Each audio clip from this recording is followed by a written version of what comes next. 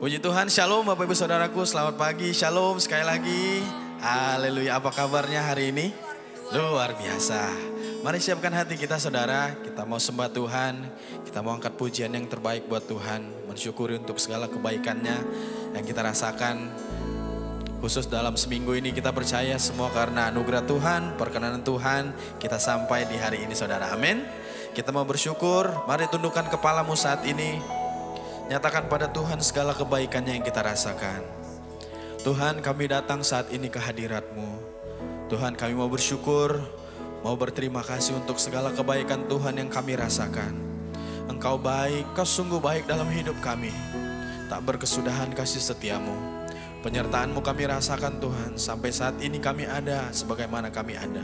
Semua karena anugerah, semua karena perkenanan Tuhan. Tuhan, layak yang Engkau diagungkan. Layak Engkau kami puji, kami muliakan. Biar setiap pujian kami, biar setiap pengagungan kami yang kami naikkan jadi dupa harum yang di hadapan-Mu ya Bapa. Bapa, kami butuh hadirat Tuhan menjamah kami. Tuhan berkarya di tempat ini, menjamah satu persatu umat-Mu. Umat-Mu Tuhan yang masih di perjalanan, kami percaya tuntunan Tuhan menghantarkan mereka sampai ke tempat ini dengan selamat. Dan bersama-sama dengan kami memuji muliakan nama-Mu. Ini pujian penyembahan umat-Mu Tuhan. Kami menaikkan karena kami mengasihi Engkau. Dan kami mau sama-sama berdoa, doa Bapa kami seperti yang Engkau ajarkan. Mari sama-sama kita mengucapkannya saudara. Bapa kami yang di surga, dikuduskanlah nama-Mu. Datanglah kerajaan-Mu, jadilah kehendak-Mu di bumi seperti di surga. Berikanlah kami pada hari ini makanan kami yang secukupnya. Dan ampunilah kami akan kesalahan kami, seperti kami juga mengampuni orang yang bersalah kepada kami. Dan janganlah membawa kami ke dalam pencobaan, tapi lepaskanlah kami daripada yang jahat. Karena Engkau yang punya kerajaan, dan kuasa, dan kemuliaan, sampai selama-lamanya. Bersama katakan, amin. Tepuk tangan yang meriah buat Tuhan Yesus kita yang baik saudara. Amin. Mari angkat pujian ini bersama. Katakan hadirat-Mu Tuhan yang kami mau rasakan saat ini. Kami percaya Engkau hadir. Engkau disenangkan melalui pujian penyembahan umat-Mu saat ini. Haleluya. Hadirat-Mu Tuhan kami rasakan. Oh, terimalah hormat kami. Pengagungan kami hanya bagi-Mu. Bersyukur Tuhan, haleluya. Oh, Tuhan hadir di bait kudus-Nya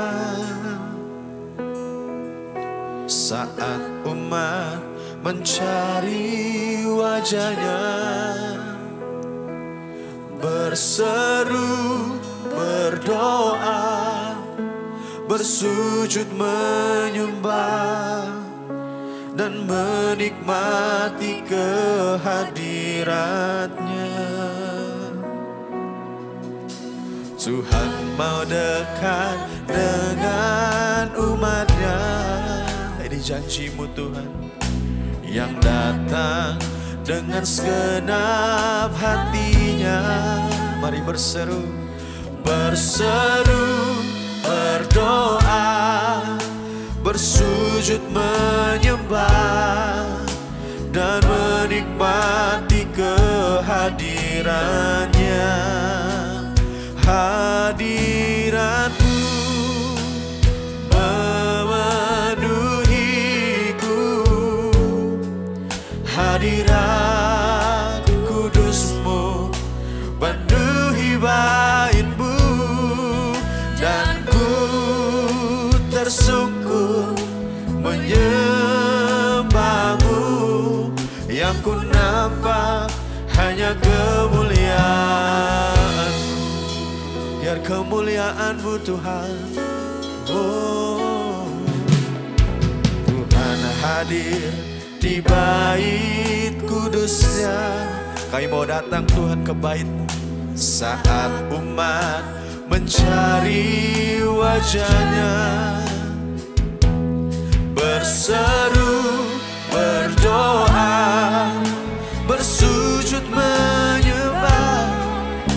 dan menikmati kehadirannya. Hadiratmu memenuhiku, hadirat kudusmu penuhi baitmu, dan ku tersungkur menyembahmu. Yang ku nampak hanya kemuliaan hadiratmu Tuhan. Hadiratmu memenuhiku, hadirat kudusmu penuhi baitmu, dan ku tersungkur menyembahmu. Yang ku nampak. Mari dengan tangan terangkat katakan saudara, hadiratmu Tuhan. Hadiratmu, nyatakan, penuhi setiap kami Tuhan. Hadirat kudusmu penuhi baitmu, dan ku tersungkur menyembahmu. Yang ku nampak hanya kemuliaan. Hadiratmu memenuhiku, hadirat kudusmu penuhi baitmu, dan ku tersungkur menyembahmu. Yang ku nampak hanya kemuliaan, hanya kemuliaanmu. Yang ku nampak hanya kemuliaan, kemuliaanmu Tuhan. Yang ku nampak hanya kemuliaanmu. Mari beri sorak-sorai tepuk tangan buat Tuhan. Oh, mari angkat suaramu, sembah Dia. Kami perlukan hadiratmu Tuhan, menjamah kami. Oh, lebih dari segalanya Tuhan, kami butuh Kau Tuhan.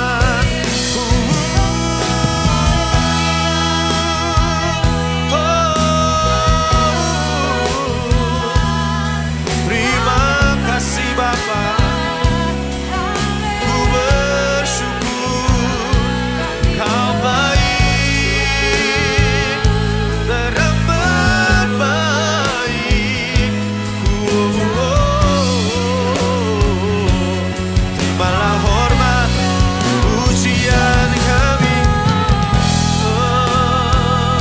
terpuji Engkau Yesus, terpuji Engkau, oh, kudus Engkau Tuhan.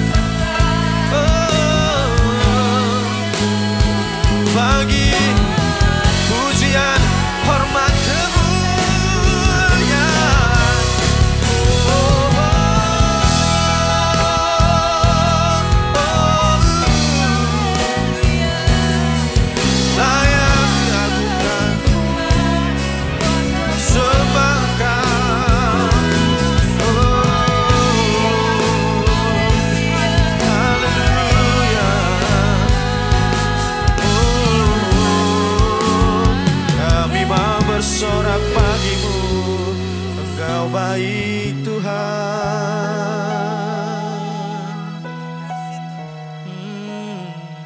Takkan dapat kami balas kebaikan. Dengan apa kan ku balas segala kebaikan-Mu? Ini hidup kami Tuhan. Segenap hatiku menyembah-Mu Yesus. Ku bersyukur padamu, dengan apa kan ku balas, sebab Engkau baik, segala kebaikanmu. Segenap hatiku menyembahmu Yesus, ku bersyukur padamu, dengan apa kan ku balas, oh, segala kebaikanmu. Kami persembahkan hidup kami Tuhan, segenap hatiku menyembahmu Yesus, ku bersyukur, ku bersyukur. Mari sama-sama kita bangkit berdiri saudaraku. Dengan apa ku balas, segala kebaikanmu, segala kebaikanmu.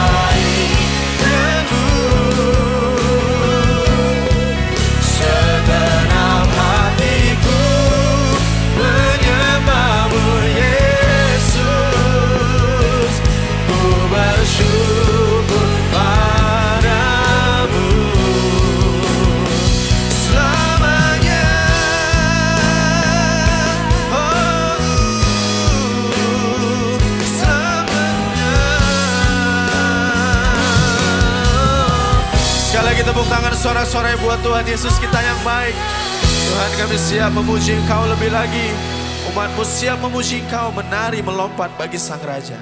Terima setiap pujian penyembahan umat-Mu Tuhan, yang siap memuji muliakan nama Yesus lebih lagi. Bersama mari katakan amin. Tepuk tangan yang terbaik buat Tuhan kita saudara. Haleluya. Lihat kanan kiri kita dulu, katakan Yesus kita dahsyat. Yes, amin. Haleluya. Mari masuk gerbang Tuhan dengan penuh ucapan syukur. Kita datang ke hadirat-Nya. Melalui pujian ini nyatakan saudara. Mari bertepuk tangan saudaraku. Haleluya.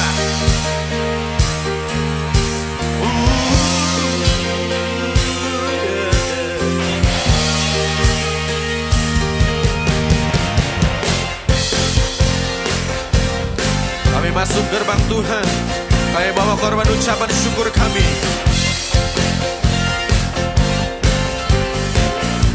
Mari katakan saudara. Memasuki gerbangnya Tuhan dengan hati yang bersyukur, ku bersorak memuji Tuhan. Dialah sukacitaku, sebab Dia baik, Dia sungguh baik. Amin. Kasih setianya untuk selamanya, sebab Dia baik, Dia sungguh baik. Kasih setianya kekal selamanya. Kau sungguh baik Tuhan. Oh, oh, oh. Kau naikkan pujian bagimu. Ku nyanyikan pujian bagi Dia dengan hati yang bersyukur. Ku rasakan kebaikannya di sepanjang hidupku, sebab Dia baik, Dia sungguh baik. Kasih setianya untuk selamanya, sebab Dia baik, Dia sungguh baik. Kasih setianya kekal, sebab Dia baik, Dia sungguh baik. Kasih setianya untuk selamanya, sebab Dia baik, Dia sungguh baik. Kasih setianya kekal, kasih-Nya tak pernah berubah, dulu sekarang dan selamanya. Terpujilah Tuhan, terpujilah, terpujilah Tuhan, terpujilah Tuhan. Sekali lagi katakan terpujilah, terpujilah Tuhan, terpujilah Yesus, sebab Dia baik, Dia sungguh baik. Nyatakan saudara, kasih setianya untuk selamanya, sebab Dia baik, Dia sungguh baik. Kasih setianya kekal kekal. Sebab Dia baik, Dia sungguh baik, kasih setianya untuk selamanya. Dia sungguh baik, kasih setianya kekal.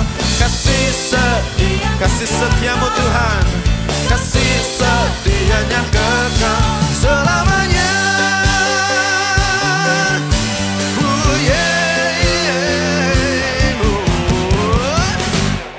Yang merasakan kebaikan Tuhan, tepuk tangan lebih lagi buat Dia. Haleluya. Kami akan terbang bersamamu Tuhan. Melewati masalah persoalan hidup kami percaya Engkau yang pegang tangan kami. Mari nyatakan kembali saudaraku pujian ini. Haleluya. Firman-Mu yang menuntun setiap langkah kami Tuhan.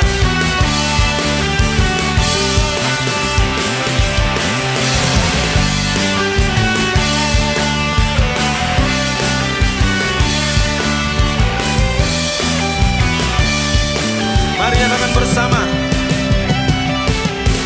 Firman-Mu Tuhan, kita bagi kakiku.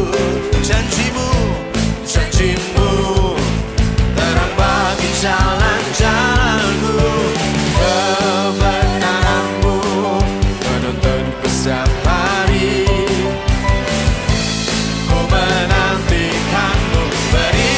Mari bersiap bersama katakan. Ku kan terbang tinggi di awan bersamamu, bersamamu dalam kemuliaan. Sebab firman-Mu teguh menopang. Ku kan aman di dalam-Mu Tuhan. Haleluya. Kau yang pegang hidup kami Tuhan. Kami kan aman bersama-Mu dalam dekapan kasih-Mu. Firman-Mu Tuhan, firman-Mu Tuhan, kita bagi kakiku.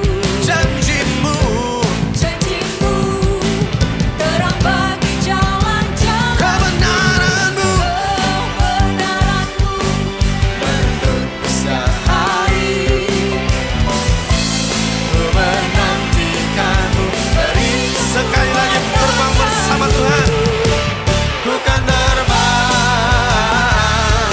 tinggi di awan, bersama-Mu dalam kemuliaan. Sebab firman-Mu teguh menopang. Ku kan aman di dalam-Mu Tuhan. Jalan-Mu di atas jalan-jalanku. Rancangan-Mu melebihi rancanganku. Firman-Mu sebutlah membebaskanku. Berjalan lebih tinggi, berjalan bersama-Mu. Mari jemaat Tuhan nyatakan pujian ini bersama, katakan. Ku kan terbang, terbang bersama Tuhan, bersama-Mu dalam kemuliaan. Sebab firman-Mu teguh-teguh menopang. Ku kan aman di dalam-Mu Tuhan. Ku kan terbang tinggi di awan, dalam kemuliaan. Sebab firman-Mu teguh menopang. Ku kan aman di dalam-Mu. Dengan iman katakan, ku kan aman, ku kan aman di dalam-Mu Tuhan. kami kan bersama-Mu. Ku kan aman di dalam-Mu Tuhan. Sore-sore kemuliaan bagi Tuhan kita yang baik. Haleluya. Yeah. Silakan dulu kembali Bapak Ibu jemaat Tuhan sekalian. Tuhan disenangkan melalui pujian umatnya. Haleluya, saatnya kita akan beri yang terbaik buat Tuhan kita saudara. Mari siapkan persembahanmu, Bapak Ibu Saudara boleh memberikan melalui amplop yang sudah disediakan. Scan barcode yang ada di depan Bapak Ibu atau mentransfer melalui nomor yang sudah disediakan. Kita saksikan pengumuman gereja. Bagi Bapak Ibu yang ingin memberikan persembahan dan persepuluhan dapat mentransfer ke rekening berikut.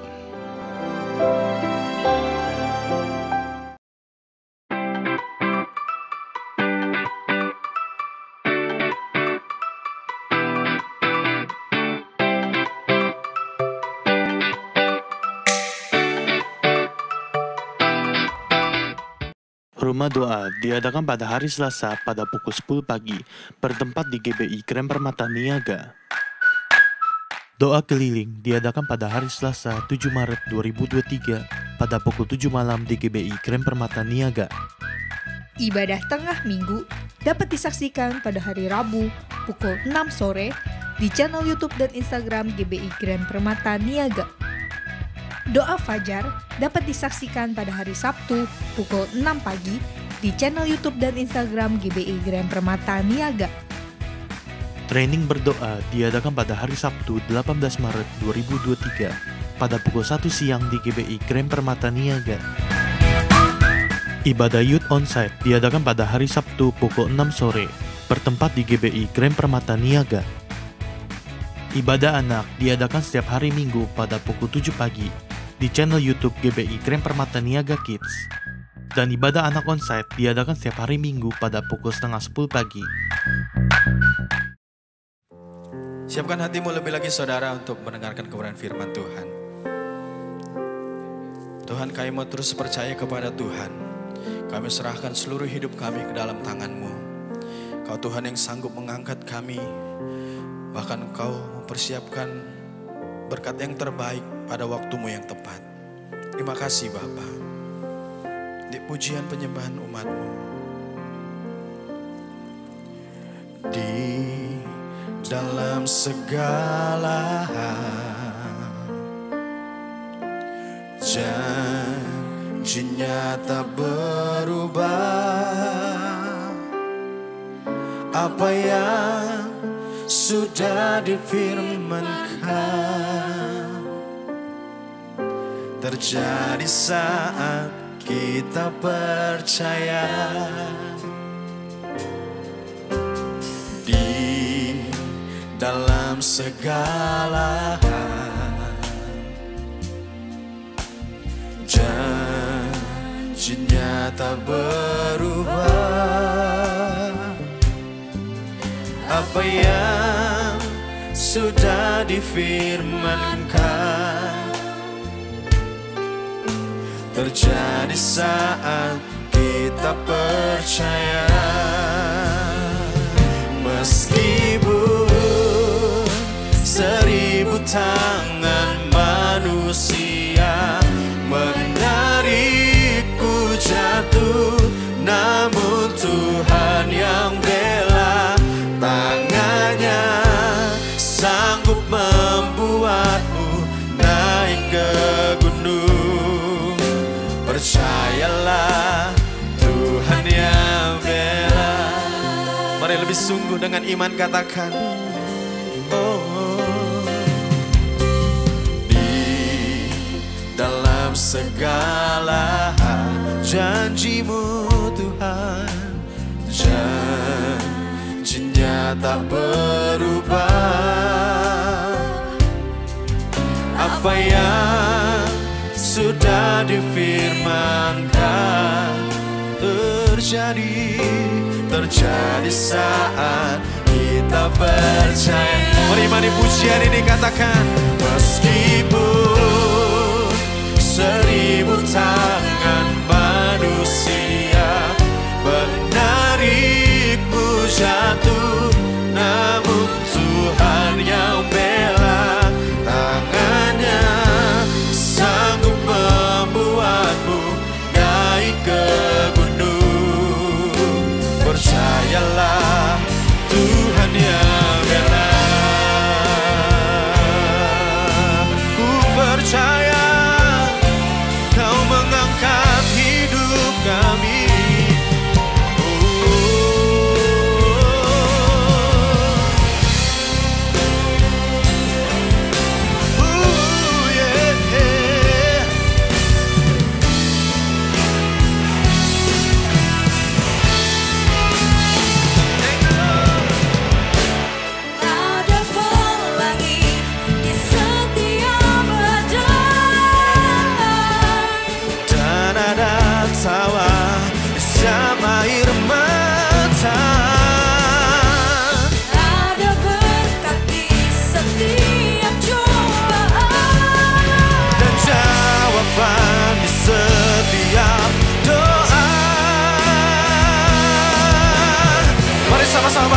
saudara. Meskipun 1000 tangan manusia menarikmu jatuh, namun Tuhan yang bela. Tangannya sanggup membuatmu naik ke gunung. Percayalah, Tuhan yang bela. Meskipun 1000 tangan manusia menarikmu jatuh, namun Tuhan yang bela. Tangannya sanggup membuatmu naik ke gunung. Percayalah, Tuhan yang bela. Percaya, percayalah, Tuhan yang bela. Oh, percayalah, Tuhan yang bela.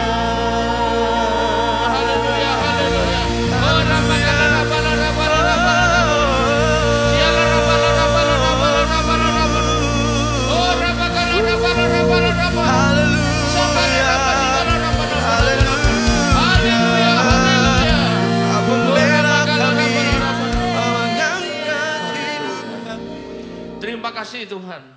Kami umat-Mu siap menyambut firman-Mu. Karena itu urapilah kami semua. Dan urapi hamba-Mu yang menyampaikan firman ini. Agar firman ini tidak kembali dengan sia-sia. Dan boleh tumbuh dalam hidup kami dan menghasilkan buah. Buah yang baik dan berlipat ganda. Yaitu sampai 30 kali, 60 kali, bahkan 100 kali ganda. Dan berikanlah pada kami ya Tuhan urapan roh hikmat dan wahyu daripada-Mu. Agar kami semua boleh menangkap dan mengerti firman-Mu ini dengan baik dan benar. Terima kasih Tuhan, kami semua siap sambut firman-Mu hanya dalam satu nama yang berkuasa, yaitu nama-Mu Tuhan Yesus Kristus. Haleluya. Amin. Beri tepuk tangan buat Anda. Shalom. Silakan duduk Bapak Ibu sekalian. Kita masuk dalam firman Tuhan, tapi sebelumnya saya mau sampaikan pengumuman. Jadi khusus untuk minggu depan, jadi minggu berikutnya kembali biasa. Rumah doa bukan diadakan hari Selasa, karena hari Selasa ada pelayanan lain di luar di mana tidak bisa ditinggal. Jadi rumah doanya ditunda ke hari Rebo. Khusus untuk minggu depan, tapi untuk berikutnya kembali hari Selasa. Jadi sekali lagi ya, rumah doa minggu depan hari Rabu. Saya umumkan begini. Oke, mari kita masuk firman Tuhan. Tema dari firman Tuhan pada hari ini saya pilihkan yang bertemakan janganlah terlena. Terlena apa maksudnya nih ya? Maksudnya janganlah kita memulai segala sesuatu dengan baik di awalnya. Tapi karena terlena akhirnya tidak buat yang tidak baik dan kita menjadi celaka karenanya ya. Perlu kita ingat dengan baik hal ini karena banyak sekali terjadi. Dimulai dengan baik sehingga mendapatkan yang baik-baik sekali dari Tuhan, akhirnya karena sudah enak lalu terlena, akhirnya jatuhlah dalam yang tidak baik. Nah, siapa yang ambil contoh? Saya ambil contoh Raja Yehuda yang namanya Yosafat. Yosafat itu luar biasa pada mulanya, sehingga mengalami juga yang sangat luar biasa dari Tuhan. Mari kita baca mulai dari 2 Tawarikh 17 ayat yang ketiga. Apa yang baik dilakukan pada mulanya? Kita lihat 2 Tawarikh 17 ayat yang ketiga. Dan Tuhan menyertai Yosafat karena, perhatikan, kalau orang ingin disertai Tuhan maka ada yang harus lebih dulu dia lakukan. Jadi pakai kata karena, berarti tanpa yang di depan tidak ada yang di belakang ini. Perhatikan, jadi Tuhan menyertai Yosafat karena. Jadi kalau dia tidak melakukannya karena ini, tidak bakal disertai Tuhan. Ia hidup mengikuti jejak yang dahulu dari Daud bapak leluhurnya dan tidak mencari Baal-Baal. Buat kita sekarang tidak mencari Baal, tidak nyembah berhala, bukan cuma berhala yang kelihatan nyata, tapi ada berhala-berhala yang tidak kelihatan, yang disebut dengan berhala modern. Contohnya hobi kita. Misalnya ada perayaan Paskah, kita sedang mau ibadah, tapi kemudian saya tidak bisa, saya sedang ada pertemuan hobi saya itu goes ke puncak katanya. Itu hobi. Hobi itu kalau begini mengalahkan untuk Tuhan, berarti itu jadi berhala sudah, yaitu Baal-Baal ini. Apalagi mungkin orang kita kasih, misalnya ada pengerja satu gereja bertugas untuk ibadah jam berapa, tapi nggak datang. Kenapa nggak bisa? Kenapa nggak bisa? Anak saya kasih ngajak saya ke puncak. Nah ini bukan puncak gunung yang indah, bukan. Ini puncak kejahatan jadinya nanti. Karena anak itu jadi berhala. Masih ingat kesaksian saya? Pernah berapa tahun yang lalu waktu saya masih melayani, belum ada gereja. Saya diundang oleh teman saya jadi gembala itu ke gerejanya. Setelah khotbah, lalu ada katanya seorang ibu yang menderita karena sudah menikah 5 tahun tidak pernah bisa punya anak. Bukan cuma punya anak tidak bisa, hamil aja nggak bisa kok. Sehingga akhirnya apa? Ya karena dia maaf ya, ini orang Cina totok ini ya. Lalu mertuanya bilang ceraikan saja. Kamu kok milih perempuan bantat katanya. Tahu bantat itu apa artinya? Tidak berbuah mandul. Cari istri baru aja. Jadi tertekan sekali. Jadi ini gembala teman saya minta doakan. Oke, didoakan. Dan pada waktu didoakan, pada waktu mens berikutnya tidak ada mens. Ternyata hamillah dia dan lahirlah seorang anak. Luar biasa kan? Tapi begitu punya anak, nggak pernah lagi gereja. Kok tahu Bapak? Nah, berapa bulan kemudian setelah dia melahirkan anak, saya diundang lagi ke tempat itu oleh teman saya. Lalu saya kepingin tahu mana ibu yang dulu. Oh nggak ada lagi sekarang, nggak ibadah lagi. Kenapa? Katanya sibuk. Kalau pagi, siang ngurusi anaknya, sore malam ngurusi suaminya. Waduh, jadi pagi, siang, sore, malam tidak ada waktu lagi. Ya sudahlah, saya bilang, kenapa tidak dibesuk, dinasihati? Wah tidak bisa lah sudah, dia ngotot gitu aja. Ini kewajiban saya mengasihi anak. Ya sudahlah, saya tidak maksakan.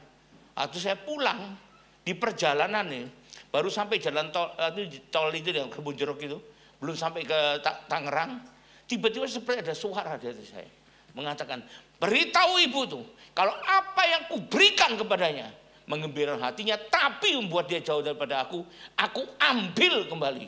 Waduh, berdebar saya. Saya tidak tahu telepon ibu itu berapa, tidak tahu karena saya tidak kenal kok. Saya telepon teman saya di gembalanya, saya sampaikan. Tidak tahunya tidak sampai setengah jam lagi ada telepon masuk.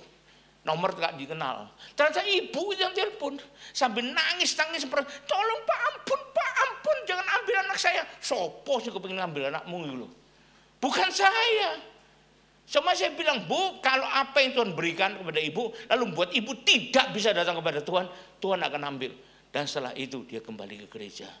Jadi jangan sampai kalau kita terlena hanya karena apa yang kita harapkan sudah kita dapatkan dari Tuhan. Nah ini contohnya Raja Yosafat ya. Di sini dia tidak mencari Baal-Baal. Itu berhala modern. Orang dikasih pekerjaan lah, cari duit lah. Loh, cari duit juga penting juga. Tanpa duit kan tidak bisa makan juga gitu. Tidak bisa bayar uang sekolah juga anak kita.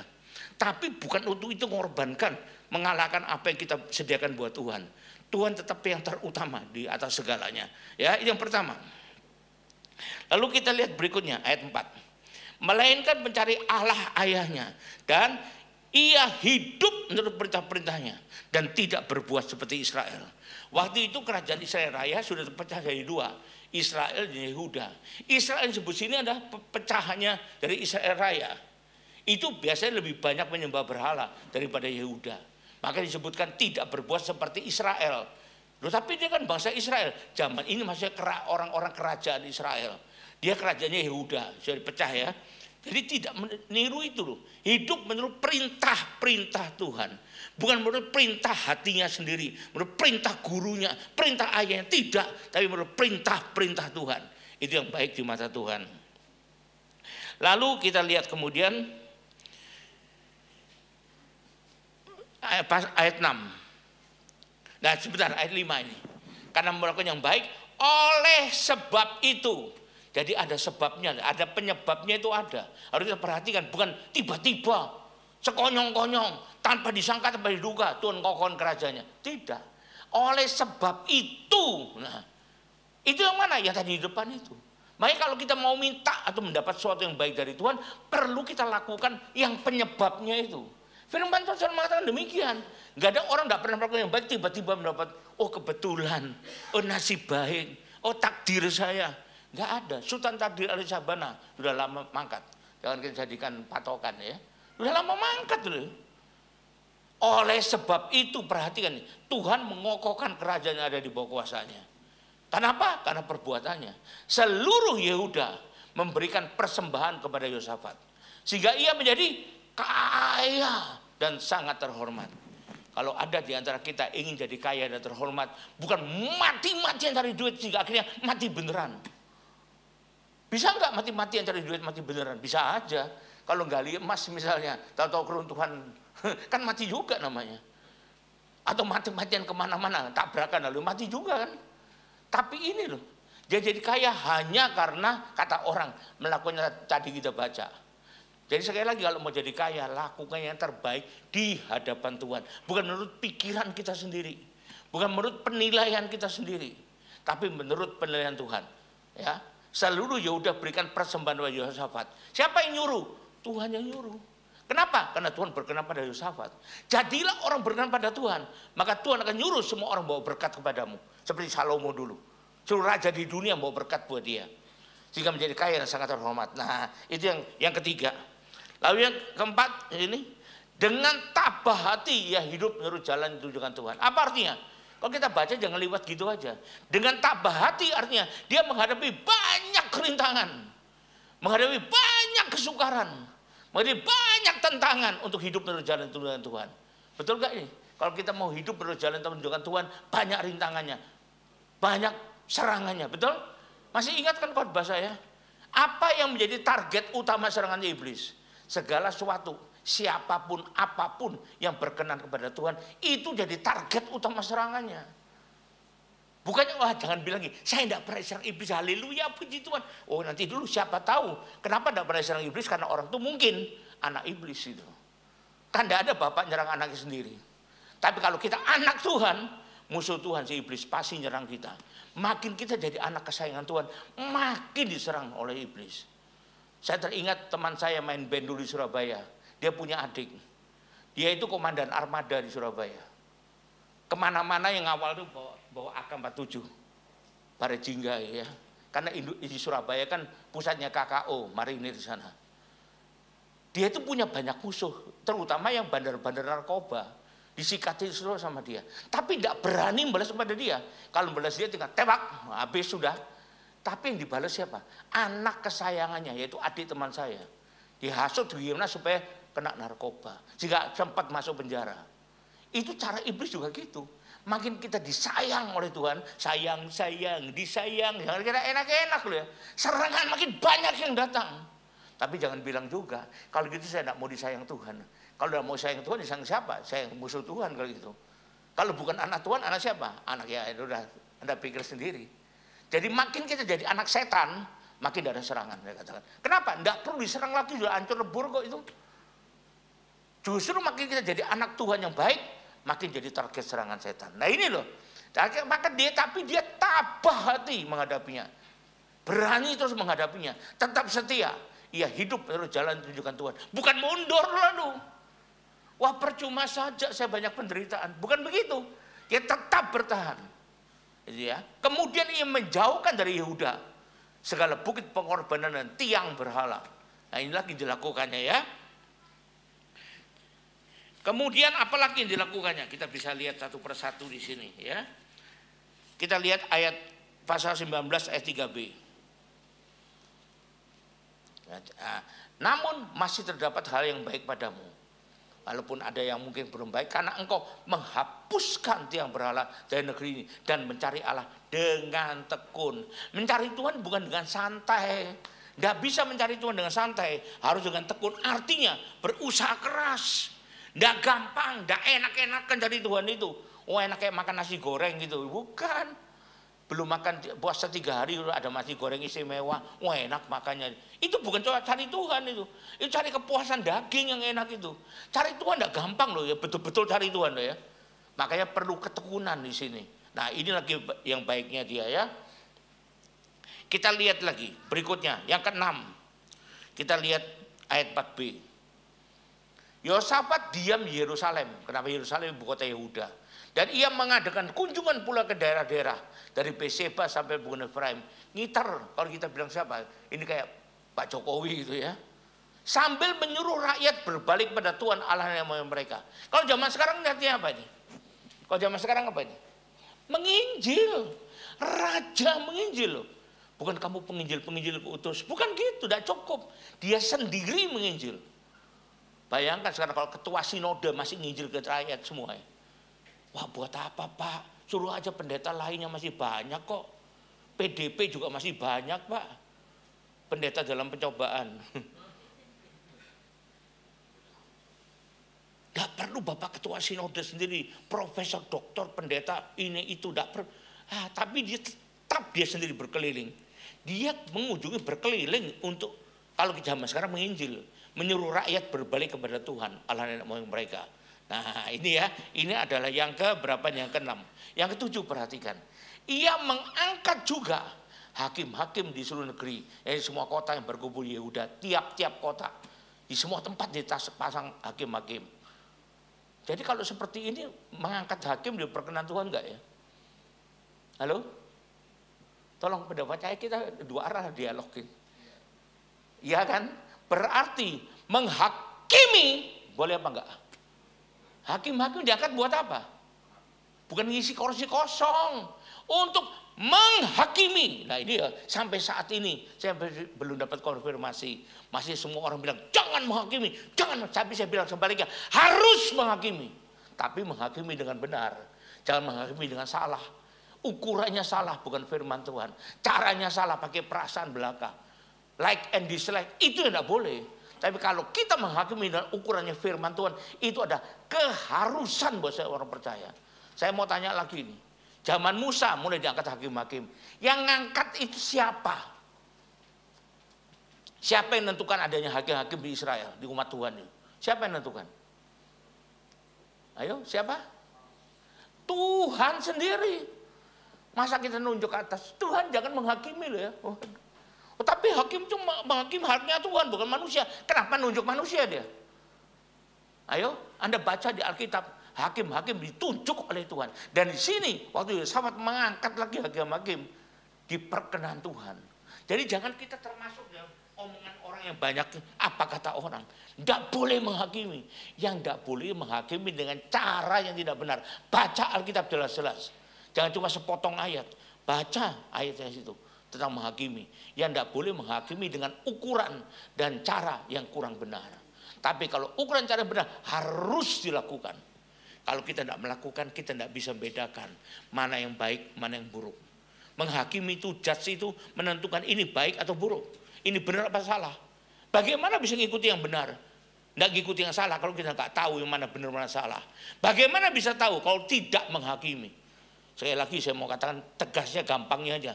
Yang mengangkat hakim untuk menghakimi manusia adalah Tuhan sendiri. Dan Tuhan tidak pernah salah. Dan ini perhitungan Tuhan sebagai sesuatu yang baik di mata dia ya. Lalu kemudian berikutnya ayat 7. Sebab itu kiranya kamu diliputi oleh rasa takut kepada Tuhan. Membuat rakyatnya punya rasa takut kepada Tuhan. Kadang-kadang saya dengar juga orang bercanda. Pak Budi kalau khotbah nakut-nakuti ya. Bukan nakut-nakuti, dengan takut sama Tuhan itu beda. Kalau nakut-nakuti takut sama pocong, itu nakut-nakuti. Takut sama genderuwo, itu nakut-nakuti. Kalau sama Tuhan bukan nakut-nakuti pakai nama Tuhan. Bukan. Supaya takut akan Tuhan tumbuh di antara kita. Amin. Karena itulah yang membuat kita diperkenan Tuhan.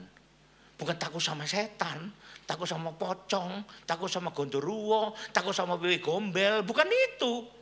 Tapi ada juga yang ngomong, Pak Budi kalau banyak nakut-nakuti le. Saya bingung nakut-nakuti sama takut akan Tuhan itu nggak sama. Yang penting ada kata takutnya gitu loh. Kan lain banget sih ya.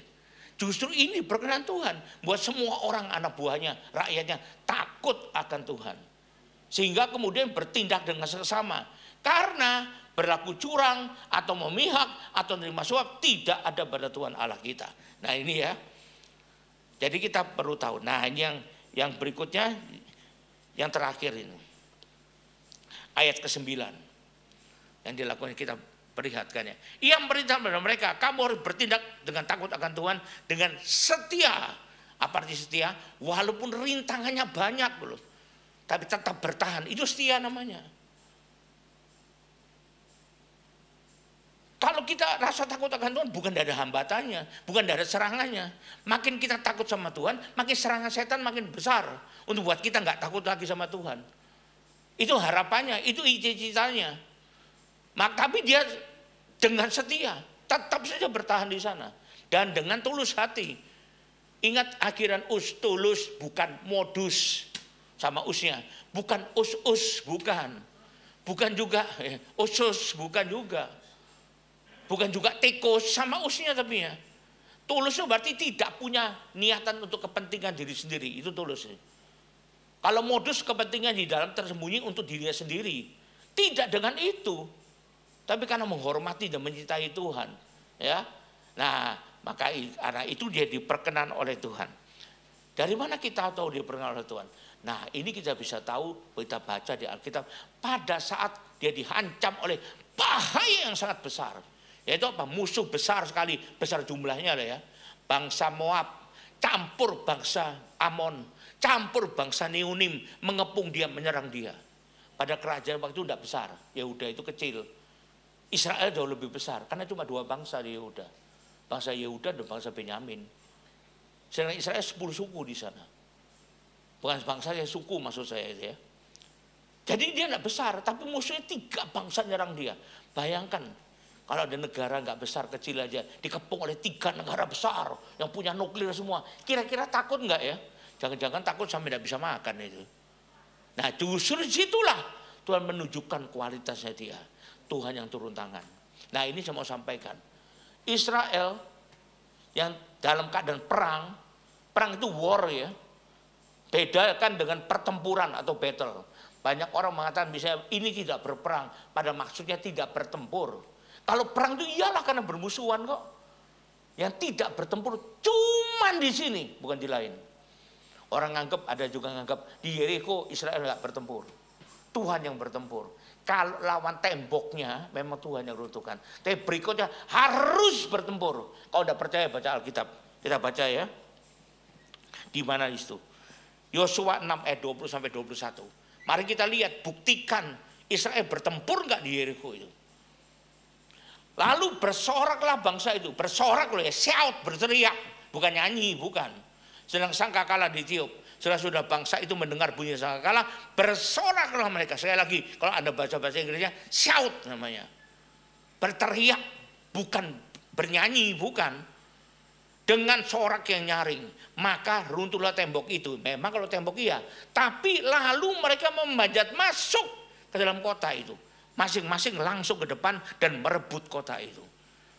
Temboknya runtuh, tentara Yeriko-nya masih ada enggak? Apa tiba-tiba mati semua? Waktu Israel manjat masuk kira-kira berhadapan dengan mereka enggak?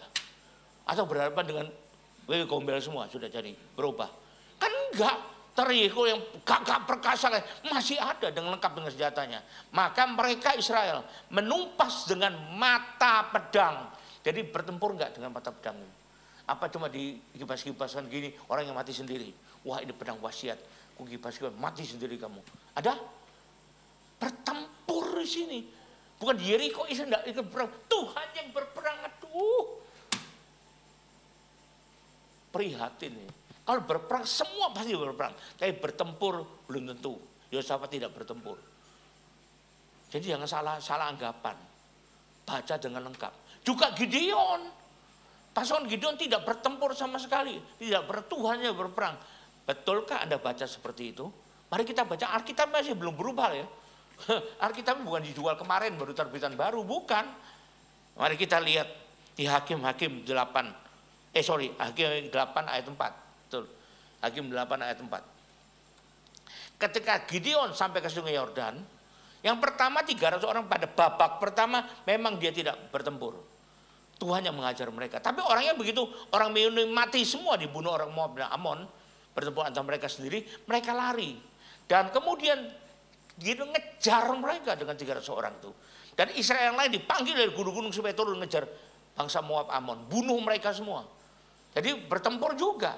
Dan iya 300 orang yang masih lelah, namun mengejar juga. Ngapain ngejar? Kalau tidak untuk bertempur. Oh Pak mau ngambil bajunya, mau ngambil emasnya. Bukan. Ya, terus ini kita lewati aja mulai Sukot, kita lewat sampai terus. Nah ini. Sementara itu Seba dan Salmuna, pimpinan Moab dan Amon, ada di Karkor bersama dengan tentara mereka. Kira-kira 15.000 orang banyaknya. Yaitu yakni semua orang masih tinggal hidup bersisa dari seluruh bala tentara orang-orang dari sebelah timur. Nah yang sudah mati berapa? 120.000 orang yang bersenjatakan pedang. Tapi masih ada 15.000 loh. Dikejar oleh 300 orang. Wah nekat banget. 300 ngejar 15.000. Maka Gideon maju melalui jalan-jalan orang yang ada di dalam kemah sebelah timur Nobah. Terus dan Yogeba lalu memukul kalah tentara itu ketika tentara itu menyangka dirinya aman. Sebah dan Salmuna melarikan diri, tapi Gideon mengejar lagi mereka dan menawan kedua raja Midian, itu Sebah dan Salmuna. Sedang seluruh tentara dicerai berekanya. Jadi bertempur nggak dia? Di mana? Israel tidak berperang, cuma Tuhan yang berperang. Hanya di Yosafat. Jangan bilang Gideon, jangan bilang Yeriko, itu salah sama sekali. Nah kalau Yosafat gimana? Nah baru kita lihat. Ternyata Yosafat maju dengan, nah ini menyanyikan nyanyian rohani. Dan meniup sangkakala, bawa tabut. Waktu sampai tempat musuh, musuhnya sudah mati semua. Mari kita baca ya di Hakim 8, oh bukan Hakim 8, sorry. Sebentar, ini berapa ini tadi? 2 Tawarikh 20 ayat 35. Kemudian, oh bukan ini, sorry. Sebentar. Yang mana tadi kok tidak kelihatan nih. Oh sebelum ke sana kita perlu lihat lagi apa yang dilakukannya. Ini ketinggalan ya. Yang dilakukan apa? Kita lihat kemudian dari 2 Tawarikh 20 ayat yang ketiga. Setelah dia tahu bakal diancam masukan besar ini, dia ketakutan. Lalu Yosafat menjadi takut. Ya wajarlah kalau manusia takut. Musuhnya banyak sekali. Di atas jauh dari kekuatannya. Lalu mengambil keputusan. Nah ini untuk apa? Mencari Tuhan, bukan mencari bantuan manusia. Bukan, mencari Tuhan. Karena berarti dia mengandalkan Tuhan di sini. Masih ingat Yeremia 17 ayat 7? Diberkatilah orang yang mengandalkan Tuhan dan menaruh harapannya pada dia. Lalu ia menyerukan, sebetulnya memerintahkan kepada seluruh Yehuda supaya berpuasa. Ya. Lalu kemudian apa lagi dilakukan? Kita jangan minta pertolongan, ayat 4 ya, minta pertolongan Tuhan. Dan Yehuda berkumpul untuk minta pertolongan daripada Tuhan. Mereka datang dari semua kota Yehuda untuk mencari Tuhan. Tanpa kecuali, tidak ada yang MBA. Makin banyak alasan tidak ada. Wah lagi repot, wah lagi ini, wah lagi itu, wah tidak ada. Semua datang mencari Tuhan. Ya, lalu kemudian kita lihat ayat 13. Sementara itu seluruh Yehuda tanpa kecuali berdiri di hadapan Tuhan. Apa arti di hadapan Tuhan? Arti sesungguhnya dari kata ini adalah di hadirat Tuhan. Banyak orang mengatakan hadirat Tuhan itu kehadiran Tuhan. Tapi kalau mempelajari kata demi kata sampai bahasa asli, itu ada di hadapan Tuhan. Juga segenap keluarga mereka. Jangan bilang kami aja orang tuanya anak-anak, tidak usah diikut-ikutkan lah. Segenap keluarga mereka dengan istri dan anak-anak mereka. Saya mau tanya, kalau anaknya baru umur 2 tahun diajak enggak ya? Anak mereka kok. Anak 2 tahun bukannya anak tetangga ya. Anak mereka juga. Jadi walaupun belum bisa jalan, digendong aja. Tapi datang kadang-kadang itu anak saya belum ngerti kok, enggak usah. Hati-hati. Ini loh yang dibuat berkenan di hadapan Tuhan. Semua anak yang baru umur 2 bulan, 2 tahun, 20 tahun diajak semua. Masih banyak orang Kristen yang anaknya enggak usah lah, anak-anak masih anak-anak kok. Masih menikmati hidup kok. Nanti aja, ingat loh. Yang dimasukkan surga, orang per orang, bukan keluarga per keluarga. Masih ada saya dengar orang-orang di luar sana. Yang penting istri yang berdoa terus buat keluarganya. Supaya nanti kalau Tuhan datang semua diangkat. Itu dari siapa itu? Tiketnya itu tiket pribadi, bukan tiket keluarga loh ke surga itu. Enggak ada perjalanan trip ke surga satu keluarga, enggak ada. Kalau trip ke Borobudur ada, ke surga ada per orang. Walaupun pasangannya saling mencinta di dunia, tapi kalau satu yang nggak layak, tetap aja dipisahkan Tuhan. Satu masuk surga, satunya masuk neraka. Oh Tuhan misalkan orang saling mencinta, silakan saling mencinta, tapi kelakuanmu yang menentukan. Itu menentukan tiketmu apa. Nggak bisa satu orang berdoa untuk seluruh warga. Tidak bisa saya mau katakan. Jadi jangan ya ibunya yang berdoa, anak saya tidak usah. Nanti saya berdoa untuk mereka. Ingat nggak Ayub? Anaknya tidak pernah beribadah pada Tuhan. Sehingga Ayub tiap kali berdoa untuk anaknya. Tapi nyatanya apa? Mati semua anaknya. diizinkan Tuhan. Kenapa begitu? Karena anaknya tidak benar di hadapan Tuhan. Tapi kan saya sudah berdoa untuk anak saya. Ya lu berdoa untuk kamu sendiri. Kamu bukan Yesus bisa nebus dosa anakmu. Amin. Jadi kita perhatikan segenap keluarga kita harus. Bukan cuma kita sendiri aja. Mau wakili. Ini bukan soal politik. Wakil rakyat. Bukan. Wakil keluarga. Bukan. Harus orang per orang. Pribadi demi pribadi. Ya, itu harus kita ketahui. Akibatnya apa? Kalau kita lihat dulu ayat 18. Nah ini loh ya. Lalu berlututlah Yosafat dengan mukanya ke tanah. Raja loh, berlutut sudah berlutut, pakai mukanya sampai ke tanah lagi. Itu yang namanya worship. Worship menyembah itu ini maksudnya. Kalau bahasa aslinya proskuneo. Apa sih bahasa? Saya kan bilang worship itu menyembah Tuhan itu apa? Menaklukkan diri pada Tuhan. Tapi kata aslinya adalah menempatkan dirinya sebagai budak dari yang sembah. Jadi kalau kita menyembah Tuhan, kita menempatkan diri kita sebagai budaknya Tuhan. Kalau budak artinya apapun dilakukan seumur hidupnya hanyalah kehendak Tuhannya. Bukan kehendaknya sendiri. Kalau kita tidak bisa itu kita belum menyembah Tuhan namanya. Lalu apalagi yang kedua artinya? Seperti menempatkan diri seperti anjing di hadapan Tuhannya. Sudahkah kita bisa melakukan? Saya nyembah Tuhan tiap hari. Tapi yang dilakukan kehendak sendiri terus. Apakah itu menyembah Tuhan? Bukan, itu namanya worship gitu loh. Nah, kita perlu tahu ya. Dan semua Yuda dan seluruh penduduk Yerusalem sujud di hadapan Tuhan dan menyembah kepadanya. Ini arti menyembahnya itu worship. Artinya menaklukkan dirinya dengan sungguh-sungguh. Nah, akibatnya apa? Apa yang diterima kalau kita melakukan yang baik di mata Tuhan? Ingat ya, ini di awal-awal hidupnya. Akibatnya, lalu kita bisa melihat ya, bahwa Tuhan turun tangan. Memberikan kemenangan terbesar di dunia ini. Kenapa terbesar di dunia? Karena tanpa bertindak musuhnya mati semua. Yosafat baru menuju dengan pasukannya. Menuju tempat musuh. Waktu sampai dilihat udah mayat bergelimpangan. Nah, baru di sini yang rakyat Israel tidak berperang. Atau tidak bertempur. Hanya Tuhan. Disinilah bukan di tempat lain ya. Itulah kemenangan yang fenomenal. Mari kita lihat lagi berikutnya. Nah, jadi dengan nyanyian ya. Terus. Nah, lalu Bani Moab dan Amon berdiri menentang penduduk pegunungan Seir. Jadi antara mereka bertiga itu pecah, saling bunuh, hendak menumpas semua mereka. Teman sekutu mereka dibunuh sendiri mereka. Segera sudah mereka membinasakan penduduk Seir, mereka pun saling bunuh-membunuh. Tuhan yang gerakan. Ketika orang Yehuda tiba di tempat peninjauan di padang gurun, mereka menengok ke tempat laskar itu. Dan tampaklah laskar itu sebelum berperang sama sekali telah menjadi bangkai berhantaran di tanah dan tidak ada yang terluput. Jadi mati semua karena Tuhan, tangan Tuhan. Ini baru, bukan Yeriko, bukan Gideon. Di sini baru. Lalu Yosafat dan orangnya turun untuk menjarah barang mereka. Mereka menemukan banyak ternak, harta milik, pakaian dan barang berharga. Artinya apa? Dapat berkat dari sini. Bukan cuma aman, bukan cuma menang perang, tapi dapat berkat tanpa harus bekerja keras. Saya tidak mengatakan kita harus malas-malasan, tidak. Tapi berkat itu ada di atas kepala orang benar. Yang kita usahakan, kita upayakan, bukan mendapat berkatnya, menjadi orang benarnya. Saya sudah di atas kepala. Begitu kita orang benar di mata Tuhan, langsung tercurah ke kepala kita. Tapi kita kerja keras mati-matian. Kalau Tuhan bilang kita belum orang benar, gak bakal tercurah. Dipindahkan Tuhan sudah. Jangan salah. Ya, dia sasarannya jangan salah. Bukan berkatnya sasaran kita. Tapi kita jadi orang benar. Setuju? Beri tepuk tangan buat Tuhan Yesus. 3 hari lamanya mereka menjarah barang itu. Karena begitu banyaknya. Yang mereka rampas lebih banyak daripada yang dapat dibawa. Berarti ini namanya berkat yang berlimpah.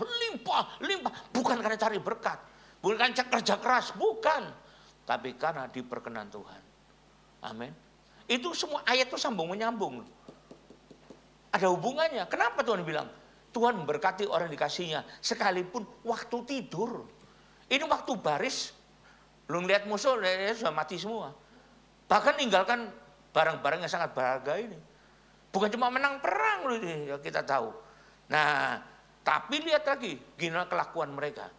Bila kita juga niru mereka. Pada hari keempat, mereka berkumpul di lembah pujian. Berkumpul apa? Bukan lelang barang-barangnya, bukan ngitungi barang-barangnya, bukan nimbang emas peraknya, bukan. Di sanalah mereka memuji Tuhan. Itu sebabnya orang menampakkan tempat itu lembah pujian hingga sekarang. Jadi pertama adalah berkatnya bukan pesta pora, traveling, healing. Bukan begitu. Zaman sekarang orang bilang traveling itu kan healing katanya. Healing itu cuma badannya. Tapi rohnya nggak ikut healing. Lalu pulang sekalian orang Yahuda di Yerusalem dengan Yosafat berdepan. Mereka kembali di Yerusalem dengan sukacita karena Tuhan telah membuat mereka bersukacita dengan kekalahan mereka. Bukan pulang, halo mam, halo nak, berpesta pora. Bukan. Mereka masuk ke Yerusalem dengan gambus dan kecapi dan nafidi. Lalu menuju rumah Tuhan. Yang pertama mereka capai adalah rumah Tuhan. Bukan rumahnya sendiri. Lalu bersukaria dengan keluarganya. Bukan, ke rumah Tuhan dulu. Akibatnya tambah lagi oleh Tuhan. Ketakutan yang dari Allah. Ini ketakutan ya, bukan takutan Tuhan. Menghinggapi semua kerajaan negeri lain. Ketika mereka mendengar bahwa Tuhan yang berperang melawan musuh Israel. Akibatnya kerajaan Yosafat amanlah. Karena Allahnya mengaruniakan keamanan kepadanya di segala penjuru. Ini lebih lagi, tidak usah perang, sudah ketakutan semua orang. Tidak usah berantem, sudah ketakutan semua orang. Kenapa? Nah ini, karena dia hidupnya adalah dengan sebaik-baiknya. Ini awalnya. Tapi saya katakan, jangan kita terlena. Berapa banyak orang waktu masih belum ditolong Tuhan dengan luar biasa, belum diberkati, wah rajin sama Tuhan. Begitu diberkati, lalu lupa semua. Sama dengan ini. Oke, naikkan lagi. Ayat keberapa nih? 35. Nah ini sekarang. Ini yang saya mau ingatkan. Kemudian Yosafat Raja Yehuda itu bersekutu, berkongsi, berteman baik dengan Ahazia Raja Israel yang fasik perbuatannya. Bukankah Alkitab mengatakan kalau orang fasik jauhilah dia itu. Apalagi bersekutu, dia teman dekat, dipeluk-peluk jadi saudara saya. Kenapa? Dia baik sama saya.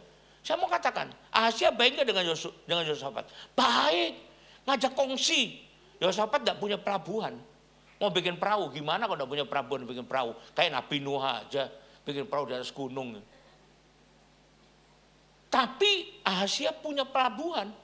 Di kerajaan Israel banyak ada pinggir laut gitu. Dipinjemi, ia bersekutu, berkongsi, join dengan Ahazia untuk membuat kapal-kapal yang dari Tarsis. Untuk apa Tarsis? Untuk ngambil emas permata, untuk ngambil kain yang bagus-bagus, untuk ngambil rempah-rempah. Jadi keuntungan duniawi. Kapal itu dibuat mereka di Esion Geber. Ya ini dia kan siapa? Ahazia. Nggak usah nyewa, pakai punya saya. Tetapi Eliezer bin Dodawa dari Maresa, ini nabi Tuhan, bernubuat oleh Yosafat. Katanya, perhatikan, karena engkau bersekutu dengan Ahazia, maka Tuhan akan menghancurkan pekerjaanmu. Sini merobohkan, aslinya menghancurkan pekerjaanmu. Apapun dikerjakan dengan mati-matian dan kelihatannya wah bakal meraup keuntungan besar. Tapi Tuhan akan menghancurkan semua itu. Lalu kapal-kapal itu tanpa sebab, tanpa ada angin, tanpa ada hujan, pecah semuanya. Dan tak dapat pergi ke Tarsis. Rugi, bangkrut, krut. Jangankan dapat untung. Dan hebatnya apa? Setelah bangkrut, lalu kemudian apa? Pasal 21 ayat 1. Kemudian setelah itu, dengan cepat sekali, Yosafat mendapat perhentian bersama dengan nenek moyang. Artinya apa? Hidup panjang umur atau lalu mati? Habis bangkrut langsung mati. Dan ia dikuburkan samping nenek moyang di kota Daud. Inilah akhirannya. Mengawali dengan baik, mengakhiri dengan tidak baik. Bisa jadi pelajaran buat kita. Ingat loh ya, kadang-kadang orang nggak teringat, dia terlena. Yosafat adalah orang yang diperkenan Tuhan. Dan itu saya katakan salah satu target utama serangan iblis. Dikecoh oleh iblis. Oh Tuhan cinta kamu, waduh. Tuhan cinta saya. Oh iya, kalau kamu benar. Kalau kamu nggak benar, Tuhan ngaplok saya gitu loh. Loh Pak, Tuhan nggak pernah gitu Pak. Loh Tuhan tuh keras loh.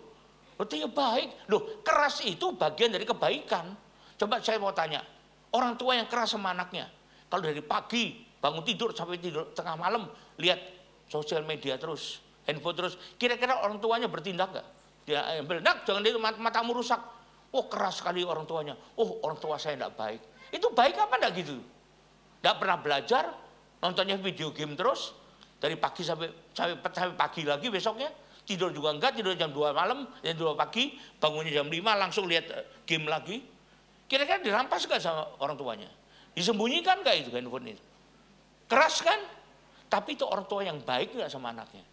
Ada biar gak apa-apa nak, lihat terus sampai matamu buta begitu. Itu namanya memanjakan, bukan baik. Tuhan kita Tuhan yang keras, karena dia adalah Tuhan yang baik. Amin. Dan kita kalau itu kita menjadi sasaran si iblis. Jangan bilang Tuhan jahat, keliru. Harus mengerti dengan baik. Bapak kita yang di surga itu. Ini pelajaran buat kita. Mulai dengan sangat baiknya. Pertolongan luar biasa. Cinta Tuhan luar biasa. Tapi akhirnya mati, bangkrut. Waduh. Kalau mati dalam keadaan kaya masih mending. Bangkrut terlalu mati kira-kira gimana ya. Ada yang ngelayat enggak kuburnya? Dulu ada seorang yang berharga 300 triliun hartanya. Waduh. Rumahnya 3.000 rumah. Waduh. Mobilnya 300 mobil. Lamborghini semua. Bangkrut, sepedanya nggak punya. Lalu mati kira-kira dilayat orang nggak kira-kira? Oh iyalah ini dosa besar kira-kira ini. Ya sudahlah, saya nggak mau ngelayat. Nanti saya ketularan, omong kosong sebetulnya. Cuma males saja ngelayatnya. Betapa malangnya nasib Yosafat. Betapa mengenaskannya nasib Yosafat. Saya ingin kita semua tidak ada yang ngalami seperti ini. Setuju? Beri tepuk tangan buat Tuhan Yesus. Sekali lagi ingat ya, Pak Budi bukan nakut-nakutin, bukan. Membuat kita takut akan Tuhan. Amin. Mari kita bangkit berdiri dan naikkan pujiannya. Nanti bulan depan saya akan bikin seminar tentang pujian atau nyanyian rohani itu gimana sebetulnya ya.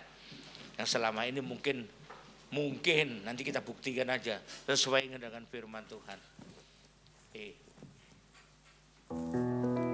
Jika aku berada dalam kesesakan, Engkau mempertahankan hidupku ini, dan tangan kananmu menyelamatkan aku. Yesus akan menyelesaikan bagimu. Jika aku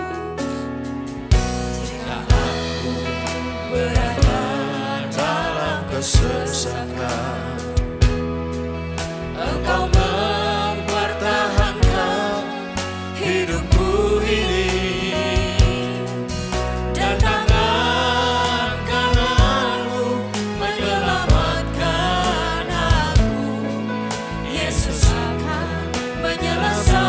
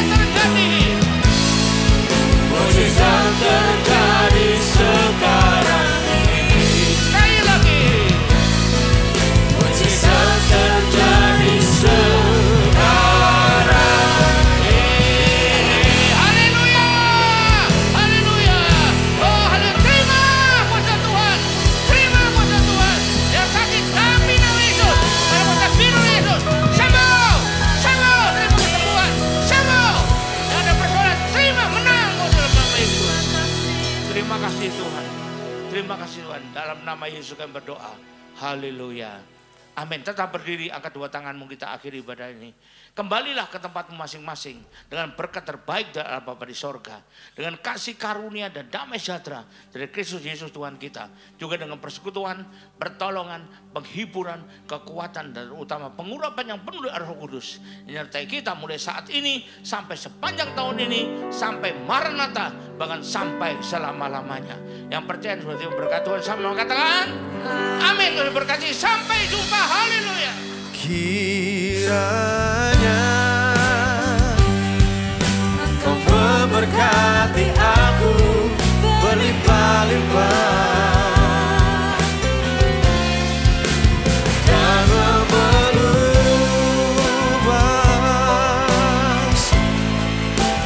daerahku.